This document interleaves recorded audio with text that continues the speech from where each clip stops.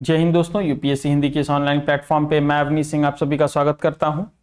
आज है हमारी हिस्ट्री की क्लास 9, डे 9 है आज हमारा।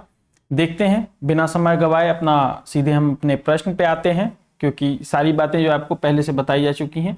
अब तो डेट्स भी आ गए एग्जाम के, तो अब आप लोग थोड़ा सा अपनी स्पीड बढ़ाइए पढ़ाई के लिए। चलिए, सिद्धार्थ ने योग की शिक्षा प्राप्त की। सिद्धार्थ ने, क्या आपने पढ़ा था ये, क्या आपने ध्यान दिया था ये, आप बताएं। क्या आपने यह प्रश्न पढ़ा था ल्यूसेंट में? सिद्धार्थ ने योग की शिक्षा प्राप्त की। किससे प्राप्त की थी योग की शिक्षा? यह नया प्रश्न है, बौद्ध धर्म से संबंधित। किससे प्राप्त की थी योग की शिक्षा? तो आपका उत्तर है, आपका उत्तर क्या है? रुद्रक रामपुत्र से। किससे प्राप्त की थी? रुद्रक रामपुत्र से। कहां पर? राजगीर में। कहां पर? राजगीर में प्राप्त की थी। तो पहले शिक्षक कौन हो गए? अलार कलाम, और दूसरे रुद्रक रामपुत्र, जिनसे इन्होंने योग की शिक्षा ली थी। नेक्स्ट, बुद्ध को किस वर्ष की आयु में ज्ञान प्राप्त हुआ था? किस वर्ष की आयु में ज्ञान प्राप्त हुआ था बुद्ध को? तो आपका उत्तर क्या होगा? 35 वर्ष। किस उम्र में? 35 वर्ष की उम्र में क्या हुआ था? ज्ञान प्राप्त हुआ था। कई जगह कहा गया है कि 6 वर्ष तक बिना अन्न जल ग्रहण किए हुए ये थे, और कई किताबों में कहा गया है कि 49 दिन तक थे। तो इस पर आप ज्यादा मत विचार करें, बस सीधे सीधे याद रखें, 35 वर्ष की उम्र में इनको क्या मिला था? ज्ञान प्राप्त हुआ था इनको। किस वृक्ष के नीचे? आप लोग कमेंट करके बताइए, किस वृक्ष के नीचे प्राप्त हुआ था? किस वृक्ष के नीचे? पीपल। किस वृक्ष के नीचे प्राप्त हुआ था? पीपल वृक्ष के नीचे प्राप्त हुआ था। और नदी कौन सी थी? नदी निरंजना। निरंजना नदी के तट पर। नेक्स्ट, स्थान ऋषिपत्नम। ये एक स्थान है ऋषिपत्नम। क्या है ऋषिपत्नम? क्या है? एक स्थान है। यहां पे बुद्ध से किस रूप में संबंधित है? ऋषिपत्नम बुद्ध से किस रूप में संबंधित है? कमेंट करके बताइए, देखें कितने लोग कमेंट करके बता देते हैं। आप लोग खुद अपना एनालिसिस कीजिए कि अगर ये प्रश्न एग्जाम में आ जाता तो क्या आप कर लेते? ये पहला प्रश्न और ये तीसरा प्रश्न, ये दोनों ल्यूसेंट में से ही हैं। तो आप खुद एनालिसिस कीजिए अपना कि क्या ये प्रश्न अगर परीक्षा में आते तो आप कर लेते। इनका उत्तर है, इसका उत्तर है धर्मचक्र प्रवर्तन। धर्मचक्र प्रवर्तन। ऋषिपत्नम किस स्थान का नाम, पुराना नाम है? ऋषिपत्नम सारनाथ का। सारनाथ का किसका पुराना नाम है? सारनाथ का पुराना नाम है, जहां पर गौतम बुद्ध ने अपना प्रथम उपदेश दिया था। क्या, कौन सा उपदेश? अपना प्रथम उपदेश दिया था। एक सेकंड,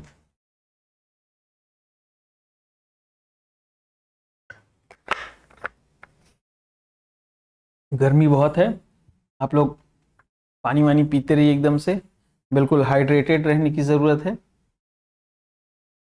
नेक्स्ट क्वेश्चन, बुद्ध ने अपना उपदेश किस भाषा में दिया था? किस भाषा में दिया था? तो पाली भाषा में दिया था। किस भाषा में दिया था? पाली भाषा ने। बुद्ध ने सर्वाधिक उपदेश किस स्थान पर दिए थे? सर्वाधिक उपदेश, प्रथम उपदेश पूछे तो सारनाथ, और सर्वाधिक उपदेश पूछे तो श्रावस्ती। सर्वाधिक उपदेश पूछे तो श्रावस्ती। श्रावस्ती कहां पे है? श्रावस्ती और सारनाथ दोनों कहां पे है? सारनाथ कहां पे है और श्रावस्ती कहां पे है, ये आप बताइए। किस वर्ष की आयु में बुद्ध को महापरिनिर्वाण प्राप्त हुआ? किस वर्ष की आयु में? यानी कि उस समय गौतम बुद्ध की आयु क्या थी? मैं वर्ष नहीं पूछ रहा हूं, किस वर्ष में नहीं, किस वर्ष की आयु में। तो क्या होगा आपका उत्तर? 80 वर्ष की आयु में। किस वर्ष की आयु में? 80 वर्ष की आयु में। और वर्ष कौन सा था? 483 ईसा पूर्व। नेक्स्ट, बुद्ध के जन्म एवं मृत्यु की तिथि किस आधार पर निश्चित की गई है? बुद्ध के जन्म एवं मृत्यु की तिथि किस आधार पर निश्चित की गई है? किस आधार पर निश्चित की गई है बताइए। अगर यह प्रश्न परीक्षा में आ जाता तो क्या आप कर लेते? किस आधार पर निश्चित की गई है?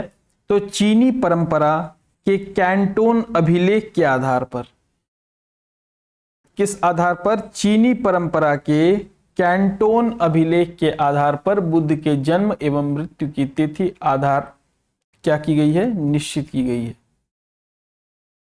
नेक्स्ट, त्रिपिटक यानी तीनों पिटकों की भाषा क्या है?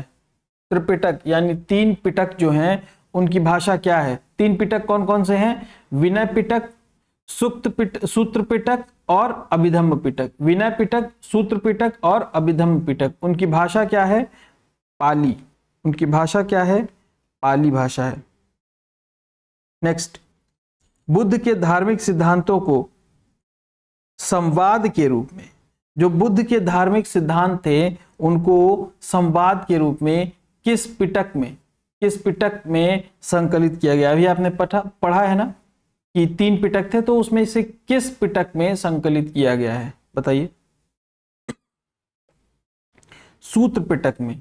किसमें? सूत्र पिटक में। सूत्र पिटक में। और क्या कहते हैं, अगर आपसे कभी पूछ दे कि विनय पिटक में क्या था? विनय पिटक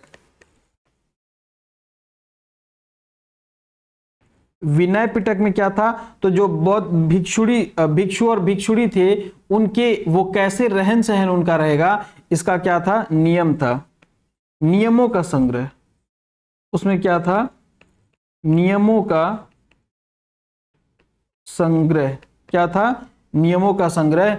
और अनुशासन तोड़ने पर क्या किया जाता था? प्रायश्चित करने की सूची भी इसमें क्या की गई थी? दी गई थी। राइट। और तीसरा है अभिधम्म पिटक। तीसरा है अभिधम्म पिटक, इसको ए से मान लें, अभिधम्म पिटक है। तो ये अभिधम्म पिटक क्या कहता है? इसमें सूत्र पिटक में वर्णित सिद्धांतों को सुव्यवस्थित अनुशीलन के लिए आवश्यक सूचियों में सारांश और प्रश्नोत्तरी के रूप में समावेश किया गया है इसमें। तो पहले दो जो है वो ज्यादा इंपॉर्टेंट है।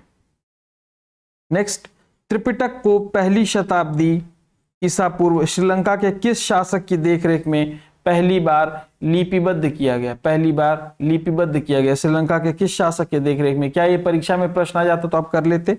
आप खुद सोच के देखिए। वक्तगामिनी, उस शासक का नाम क्या था? वक्तगामिनी। ये श्रीलंका के शासक थे। नेक्स्ट, जातक कथाएं किस पुस्तक से संबंधित हैं? जातक कथाएं जो है वो किस पुस्तक से संबंधित है? किस पुस्तक में जातक कथाओं का उल्लेख है? बताइए।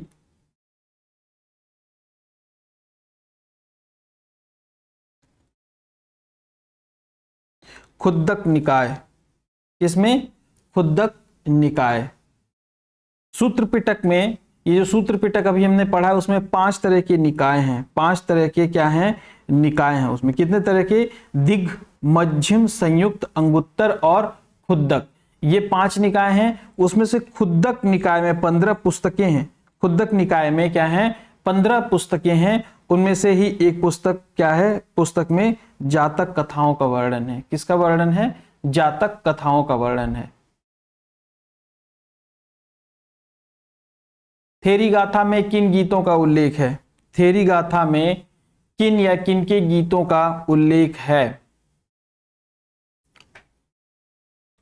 बौद्ध भिक्षुणियों की गीत का। बौद्ध भिक्षुणियों की गीत का इसमें क्या है? उल्लेख है। किसमें? थेरी गाथा। थेरी गाथा, ये ध्यान रखें, ये थेरी गाथा है, थेर गाथा नहीं है। थेर गाथा और थेरी गाथा दोनों अलग अलग चीजें हैं। थेरी गाथा में बौद्ध भिक्षुणियों की गीत का उल्लेख था और थेर गाथा में बौद्ध भिक्षुओं का। तो इसमें री लगा हुआ है ना, भिक्षुणियां, तो थेरी, इसमें भी ई की मात्रा लगी हुई है। इसमें ई की मात्रा नहीं लगी हुई है तो क्या है? इसमें बौद्ध भिक्षु हैं। थेरी गाथा और थेर गाथा दोनों अलग अलग चीज हैं, अलग अलग चीजें हैं। इन बात को ध्यान रखिएगा, इस बात का। विश्व दुखों से भरा है का सिद्धांत बुद्ध ने कहां से लिया? आप बताइए, क्या यह प्रश्न अगर परीक्षा में आता तो आप कर लेते? बुद्ध ने विश्व दुखों से भरा है का सिद्धांत बुद्ध ने कहां से लिया? तो कहां से लिया? उपनिषद से लिया। उपनिषद से लिया। कहां से लिया? उपनिषद से लिया। नेक्स्ट, बौद्ध धर्म में भिक्षुक किसे कहा गया? बौद्ध धर्म में भिक्षुक किसे कहा गया बताइए। बौद्ध धर्म के प्रचार के लिए जिन्होंने संन्यास ग्रहण कर लिया, जिन्होंने संन्यास ग्रहण कर लिया, उन्हें हम क्या कहे? भिक्षुक कहे। उन्हें हम क्या कहे? भिक्षुक कहे। और गृहस्थ जीवन व्यतीत करते हुए, गृहस्थ जीवन व्यतीत करते हुए बौद्ध धर्म का जिन्होंने प्रचार किया, उन्हें क्या कहे हम? उपासक। उन्हें क्या कहे हम? उपासक। डन। आगे चलें। क्वेश्चन नंबर 15, बौद्ध धर्म में किन्हें थेरी के रूप में जाना जाता है? बौद्ध धर्म में किन्हें? थेरी। थेरी अभी हम लोग पढ़ा थेरी गाथा, थेर गाथा और थेरी। तो थेरी के रूप में किसे जाना जाता है ये पूछ दे तो बौद्ध धर्म के वरिष्ठ साध्वी को क्या कहा जाता है? थेरी। क्या कहा जाता है? थेरी। आज तो हालत खराब हो गई गर्मी से भाई।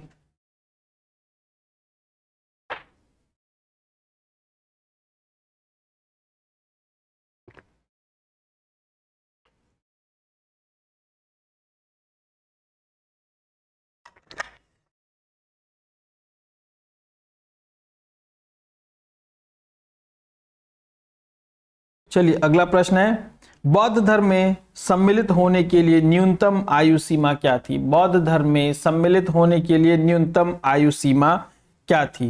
न्यूनतम आयु सीमा क्या थी? 15 वर्ष। क्या थी न्यूनतम आयु सीमा? 15 वर्ष थी। कितनी थी? 15 वर्ष थी। ठीक, चलिए आगे चलते हैं। बौद्ध धर्म में उपसंपदा किसे कहा गया है? बौद्ध धर्म में, ये छूट गया, मैं इसको कवर नहीं कर पाया, लेकिन आप खुद सोच के देखिए कि क्या परीक्षा में आ जाता कि बौद्ध धर्म में उपसंपदा किसे कहा गया, तो क्या आप कर लेते? ईमानदारी से सोचिएगा।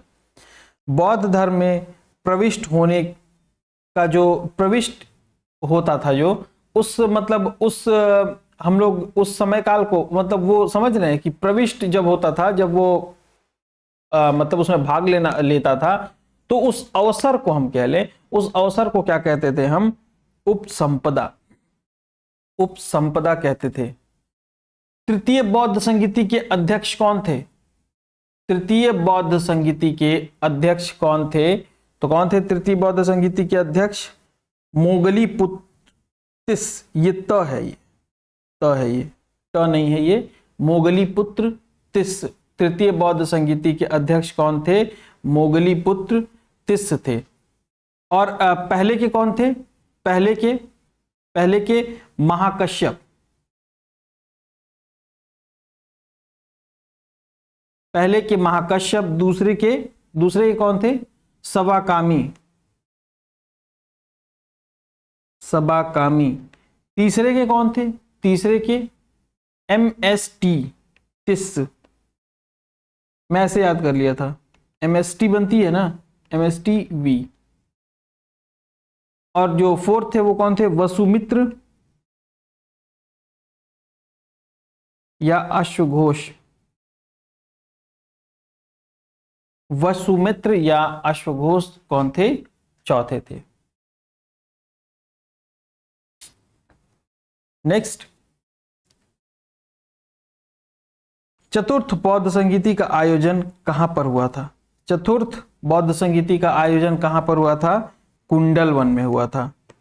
कहां पे हुआ था? कुंडलवन में हुआ था। पहले का कहां हुआ था? चलिए ये आपने देख लिया। चौथा, पहला आपको याद है, पहला कहां पर हुआ था? राजगृह। पहला राजगृह में। दूसरा मैं ऐसे याद किया था,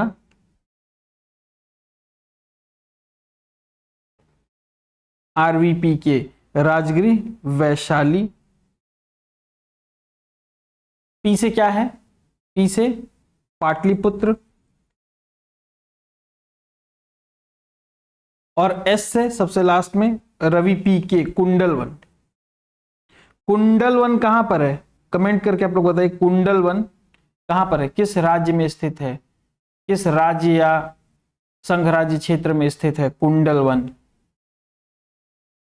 नेक्स्ट, क्वेश्चन नंबर 20, किस बौद्ध संगीति के बाद बौद्ध धर्म का दो भागों में हीनयान और महायान में विभाजन हो गया या विभाजित हो गया? किस बौद्ध संगीति के बाद? तो चतुर्थ बौद्ध संगीति के बाद। किस बौद्ध संगीति के बाद? चतुर्थ बौद्ध संगीति के बाद क्या हुआ था? विभाजन हो गया था। अच्छा, कभी पूछ दे कि किसके किसके शासनकाल में चारों संगीतियां हुई थी, तो पहला अजातशत्रु, दूसरा कालाशोक,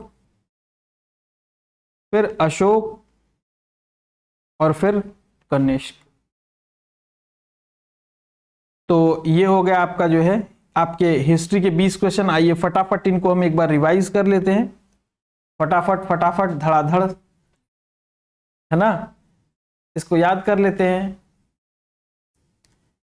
किस बौद्ध संगीति के बाद बौद्ध धर्म का दो भागों में हीनयान और महायान में विभाजन हो गया? चतुर्थ बौद्ध संगीति। चतुर्थ बौद्ध संगीति का आयोजन कहां पर हुआ था? कुंडलवन में। पहला का राजगृह में, दूसरे का वैशाली में। तृतीय बौद्ध संगीति के अध्यक्ष कौन थे? तृतीय बौद्ध संगीति के अध्यक्ष थे मोगली पुत्र टिस। ये टिस नहीं है, तिस है ये, है ना। बौद्ध धर्म में उपसंपदा किसे कहा गया? बौद्ध संघ में प्रविष्ट होने का जो अवसर था उसको क्या कहा गया? क्या कहा गया है उसे? बताइए क्या कहा गया? नेक्स्ट, बौद्ध धर्म में सम्मिलित होने के लिए न्यूनतम आयु सीमा क्या थी? 15 वर्ष थी। कितनी थी? 15 वर्ष थी। बौद्ध धर्म में किन्हें थेरी के रूप में जाना जाता था? तो बौद्ध धर्म के वरिष्ठ साध्वियों को किस रूप में जाना जाता था? थेरी के रूप में। बौद्ध भिक्षु किसे कहा जाता था? बौद्ध धर्म के प्रचार के लिए जिन्होंने संन्यास ग्रहण किया था उन्हें क्या कहा जाता था? भिक्षु। और उपासक किन्हें कहा जाता था? अभी मैंने बताया था आप लोगों को। विश्व दुखों से भरा है का सिद्धांत बुद्ध ने कहां से लिया था? कहां से लिया था? उपनिषदों से लिया था। थेरी गाथा किन गीतों का उल्लेख है? थेरी गाथा में किन गीतों का उल्लेख है? बौद्ध भिक्षुणियों की गीतों का। किनका? बौद्ध भिक्षुणियों की गीतों का उल्लेख है इसमें। जातक कथाएं किस पुस्तक से संबंधित है? खुद्दक निकाय से। किससे? खुद्दक निकाय से। त्रिपिटक को पहली शताब्दी ईसा पूर्व श्रीलंका के किस शासक की देखरेख में लिपिबद्ध किया गया? वत्तगामिनी। बुद्ध के धार्मिक सिद्धांतों को संवाद के रूप में किस पिटक में संकलित किया गया? सूत्र पिटक में। त्रिपिटक यानी तीनों पिटक किस भाषा में थे? पाली में। बुद्ध के जन्म और मृत्यु की तिथि क्या थी? किस आधार पर निश्चित की गई थी? चीन के कैंटोन अभिलेख के आधार पर। बताइएगा आप लोग कमेंट में कि क्या ये प्रश्न 7वां प्रश्न अगर परीक्षा में आता तो आप कर लेते। किस वर्ष की आयु में बुद्ध को महापरिनिर्वाण प्राप्त हुआ? 80 वर्ष।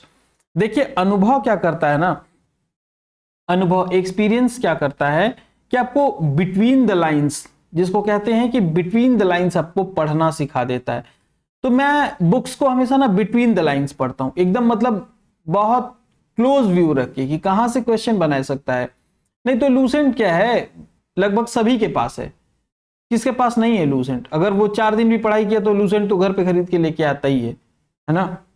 तो लेकिन है क्या, पढ़ने का तरीका कहां से सीखोगे आप? ये बताओ ना। 4-5 किताबें हैं। मॉडर्न हिस्ट्री की बुक आती है स्पेक्ट्रम, लक्ष्मीकांत, एनसीईआरटी ज्योग्राफी की, इकोनॉमी की एक बुक ले लीजिए कोई, है ना, और एनसीईआरटी की एंशिएंट और मिडवेयर पढ़ ली। ये 5-6 किताबें पढ़ ली तो यूपीएससी पीटी निकल जाएगा। 6 किताबें, किसके पास इतने पैसे नहीं है, किसके पास 2000 रुपए नहीं है कि ये किताबें खरीद ले। लेकिन इनको पढ़ने का आर्ट जो है वो कहां से लाओगे आप? इनको पढ़ने की जो कला है, बिटवीन द लाइंस कैसे पढ़ने की एग्जाम में क्वेश्चन टैकल हो जाए, वो आप कहां से लाओगे? तो वो अगर आपके अंदर है तब तो अच्छी बात है। बहुत सारे लोग अनुभवी हैं, मैं ही तो एक तोप नहीं हूं। तो अगर आपके पास है तो कोई दिक्कत नहीं, आप खुद से पढ़ लीजिए, अगर नहीं है तो मेरी सहायता से पढ़ लीजिए। बुद्ध ने सर्वाधिक उपदेश किस स्थान पर दिए? श्रावस्ती। बुद्ध ने उपदेश किस भाषा में दिए? पाली भाषा में। स्थान ऋषिपत्नम बुद्ध से किस रूप में संबंधित था? धर्मचक्र प्रवर्तन। सारनाथ को ही ऋषिपत्नम बोला गया। बुद्ध को किस वर्ष की आयु में ज्ञान प्राप्त हुआ? 35 वर्ष की आयु में पीपल वृक्ष के नीचे निरंजना नदी के तट पर। सिद्धार्थ ने योग की शिक्षा प्राप्त की थी। ये प्रश्न आता एग्जाम में तो आप क्या कर लेते बताइएगा कमेंट करके। रुद्रक रामपुत्र, रुद्रक रामपुत्र से।